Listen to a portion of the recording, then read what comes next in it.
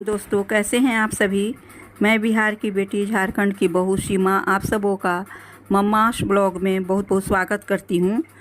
दोस्तों, 2024 में गोवर्धन पूजा किस दिन है, तो आइए जानते हैं। कार्तिक मास के शुक्ल पक्ष की प्रतिपदा को होने वाली गोवर्धन पूजा का खास महत्व होता है। गोवर्धन पूजा दिवाली के अगले दिन की जाती है। कई लोग इसे अन्नकूट के नाम से भी जानते हैं। अन्नकूट का शब्द होता है अन्न का समूह। विभिन्न प्रकार के अन्न को समर्पित और वितरित करने के कारण ही इस उत्सव या पर्व का नाम अन्नकूट पड़ा है। इस दिन अनेक प्रकार के पकवान मिठाई से भगवान का भोग लगाया जाता है। गोवर्धन पूजा का शुभ मुहूर्त है।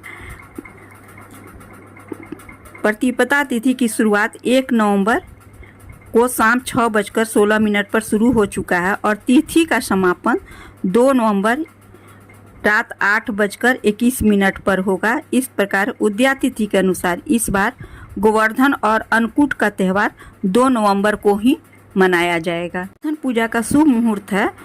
एक मुहूर्त है सुबह 6:34 से लेकर सुबह 8:46 तक और दूसरा मुहूर्त है 3:23 से लेकर शाम को 5:35 तक रहेगा।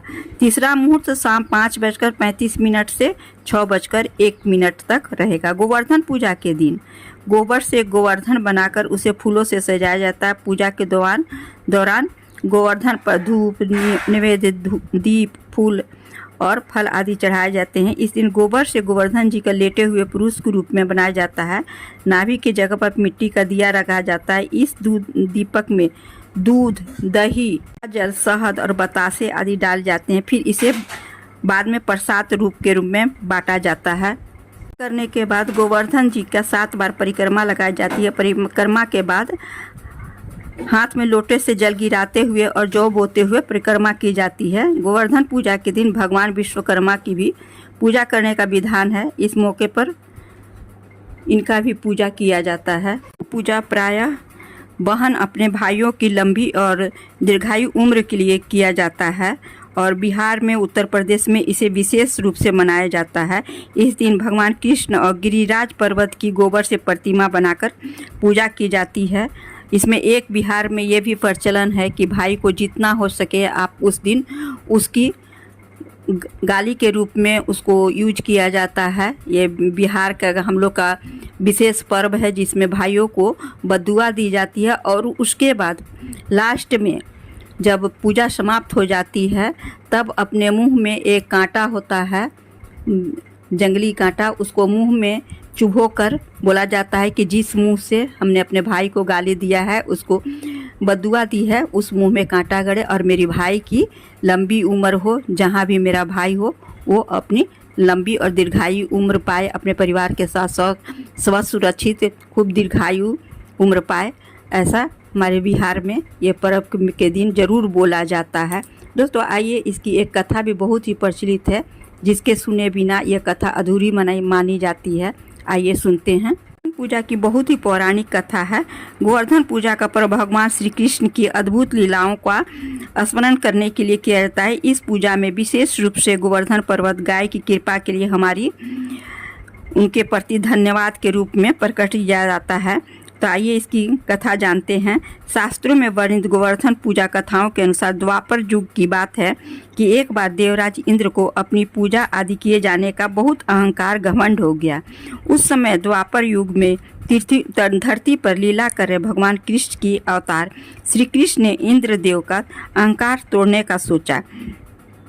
एक बार जब सभी विरजवासी अन्नकूट के लिए पकवान बना रहे थे और इंद्रदेव की पूजा की तैयारी कर रहे थे तो कान्हा ने यशोदा माँ से पूछा, मैया, ये आप लोग किसकी पूजा की तैयारी कर रहे हैं? माँ यशोदा ने कहा, लल्ला, हम देवराज इंद्र की पूजा करने जा रहे हैं। वह वर्षा करते हैं जिससे हमारी फसलें उग पाती हैं। भगवान कृष्ण ने कहा, मैया, हम तो गोवर्धन पर्वत की पूजा करनी चाहिए क्योंकि हमारी गाय वहीं चरती हैं और इंद्र का दर्शन भी नहीं होता है और वह तो पूजा न करने पर क्रोधित हो जाते हैं। भगवान श्री कृष्ण ने ब्रजवासियों से इंद्रदेव की पूजा करने के बजाय गोवर्धन पर्वत की पूजा करने के लिए कहा। श्री कृष्ण की इस सलाह पर सभी ब्रजवासी इंद्र की पूजा के बजाय गोवर्धन पर्वत की पूजा करने लगे। जब इंद्रदेव को इस बात का पता चला तो उन्होंने इसे अपना अपमान समझा और क्रोधित होकर मूसलाधार बारिश शुरू कर दी।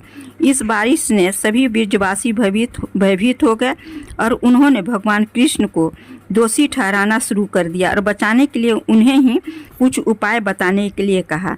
श्री कृष्ण ने सभी ब्रजवासियों से गोवर्धन पर्वत के पास इकट्ठा होने के लिए कहा। जब सब ब्रजवासी गोवर्धन पर्वत के पास इकट्ठा हो गए तो श्री कृष्ण ने अपनी मुरली को कमर में बांधकर अपनी छोटी उंगली पर गोवर्धन पर्वत को उठा लिया और सभी ब्रजवासियों को अपनी गाय और बछड़ों के साथ गोवर्धन पर्वत के नीचे शरण दी।